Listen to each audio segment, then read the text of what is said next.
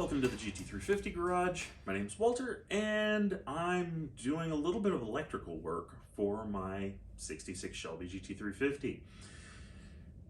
In particular, I'm working on the engine to gauge feed harness. And this is the harness. It comes out of your firewall,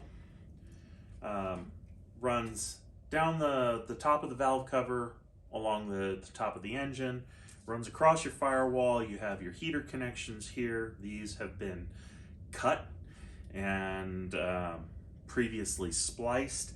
And then this goes around the shock tower to the starter solenoid on the inner fender apron. So this harness is in pretty bad shape, actually. It's super rigid and it stands out. Like, it has no give to it. If you start messing with it, you can actually hear it cracking a little bit. When a harness gets old and brittle like this from heat and age, it's generally time to replace it. Why would you try and make this yourself? That's the first question you need to ask yourself. Why would you try and make this yourself? Because you can buy a ready-made harness for for under 40 bucks from Scott Drake, including tax and shipping, depending on where you're living. So $40 solution to a 55-year-old harness problem. And that's something that, if you're not going to replace the whole harness, headlight to tail light, and do a complete aftermarket harness, this is a great solution, and it'll solve a host of issues. If you have issues with your temperature gauge operation, your oil pressure gauge, ignition system components aren't operating properly, this is a solution. Now, as this was delivered, it has a flaw, and we're going to talk about that here in just a second. Before we get to that, I just want to remind you, if you aren't a subscriber, hit that subscribe button. Give us a thumbs up on the channel if you like what I'm doing, and hopefully something like this can be a big help to you. Electrical stuff like this, it's not nearly as hard or as intimidating as you might think it is. This is just a harness, but even if you're adding accessories, and I'll start going over that when I'm working on the ignition system upgrades here soon, this stuff isn't something you should really be intimidated by. It's not that hard to do electrical work, and I'll show you some tips and tricks and ways to really truly get the most out of your electrical system and your electrical mods. So with that, let's discuss the differences between these harnesses and what we're going to do to make this harness correct for the car. Okay, welcome to the GT350 garage. My name's Walter, and I'm going to show you something I just found with the wiring harness for the engine to gauge feed harness on my 66 Shelby GT350. I have the original harness and the new harness here side by side, and the first thing you'll notice, well, actually, let's do this. This is a Scott Drake harness. Clearly they've gone overseas on them. That doesn't really bother me because it's hard to mess up wire, but you know, the original plug's in pretty rough shape. The new plug is the correct quality and shape plug. It's an accurate replacement plug. Now, moving from there, notice that the original harness splits off about 6 inches from the plug. The Scott Drake harness splits off about 10 inches from the plug. Okay, if we follow the original harness, this is going to go across the back of your firewall, and this is where your heater connections are.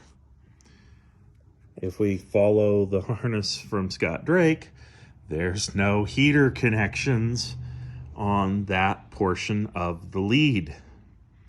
So where are they? Come back. We follow it over here, and here's your heater leads. Now this is going to put the heater leads next to the throttle linkage beside the carburetor. So this is clearly an issue that Scott Drake needs to address. And something that, you know, hopefully this will get back to them in a way as feedback. Moving out to the end of the harness, we have 4 leads that connect to our starter solenoid for the ignition. Here's our power to everything under the dash. Our ignition, our start wire, and our alternator lead for our ammeter. And we have those same wire color codes and same connections on the original. And you can see that mine are in pretty bad shape, so that's why I wanted to replace them. You know, 55-year-old wiring.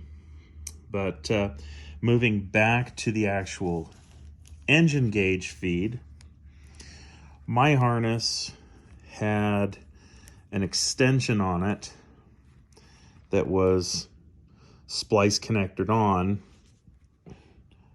splice connected again, and had a pigtail for a nut to go on the oil pressure sending unit. And it worked, but clearly it could be prettier, right? The original wire for that is white with a red stripe. And in this kit, they include the correct pigtail extension, just like the factory. But they don't tell you you don't need to order the extension harness, the pigtail harness, for the oil pressure gauge. So obviously I'll need to send that back. The rest of our gauges, our wires, we have our coolant temperature is red with white, and then we have our ignition is red with green. Okay, so after a little bit of time removing all of the original tape, we've got the connector. I got a little closer to the connector than the original, but we split off at about the same place. We follow this along, and we come out of the harness at almost the exact same place. We come out of the harness at almost the exact same place for the temperature sender, and then the new lead is a good bit longer than the old lead. I believe the old lead has been cut. So there's that side. Now coming back to where it splits off over here, we leave the connector, we get to the split, we come across, and as we come across, we split off for the heater at about the same place. We follow this around. This is going to go across the back of the firewall and to the shock tower.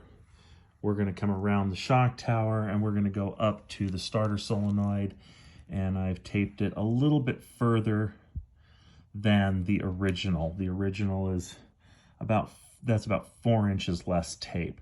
Now, the reason I stopped, or I went further, is because this tape is coming off. So I really don't know how far it went. My remembering of stock harnesses is that they went further up. So I went a little bit further up, and I think that'll be substantially better than the stock harness that I just took off, and more reliable. I also think it's going to look very correct, all things considered. So if you purchase the engine to gauge feed harness from Scott Drake for a 66 Mustang or a 65 GT, be prepared. It is not going to fit the car quite the way you want it to. You're going to have to untape it, and you're going to have to do basically exactly what I've done here to make it correct for the car. Okay, so hopefully that gives you an idea of what the differences are between the new harness from Scott Drake and the original harness, and what you're going to have to do to make this harness work correctly on the car. Because the way it's delivered, you're going to be wondering why the heater connectors are 18 inches from where they should be, and it's a valid issue. Hopefully Scott Drake, ergo Holly, now that Holly owns Scott Drake, hopefully they'll address this issue and correct it. It would also be good if they made note that this pigtail is actually included, because like I said, I bought a new pigtail for the car because it doesn't say that it's included in the harness.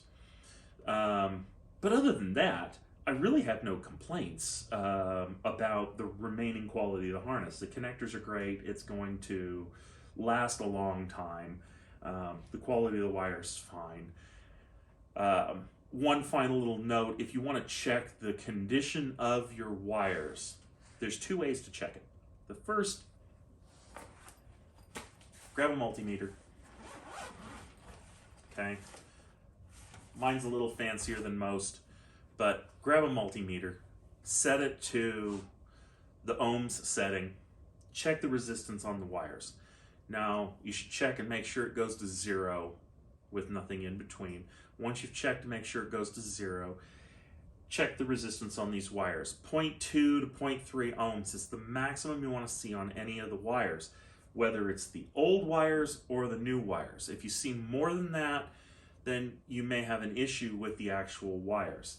Some of the wires on here were up over 0.5 ohm.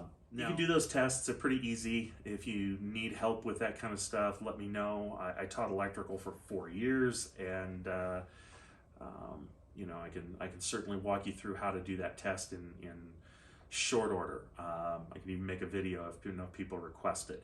But you know, good product overall. Little disappointed that I had to retape it, but oh well. You know, what's a little tape?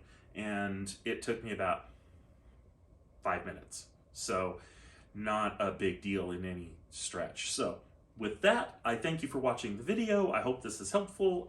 If you guys want to see more electrical stuff, I'll be doing the ignition system on the car. I'm going to be converting this car over to a 2G alternator from a 1G, which is first generation to second generation. No, I'm not going to run the third generation alternator. I think they look hideous. The second generation alternators, they're nice because they look like a stock alternator for the most part. And I can install that alternator without really modifying any of the wiring harness on the car. So some little stuff like that I'm going to be doing, and I'll walk you guys through how I make those electrical modifications and do the wiring on this thing, and I'll show you some of that as I go. But meanwhile, I thank you for watching. Again, if you haven't subscribed already, hit that subscribe button. There's going to be more stuff like this coming. And if you like the video, give a thumbs up, and I will see you soon.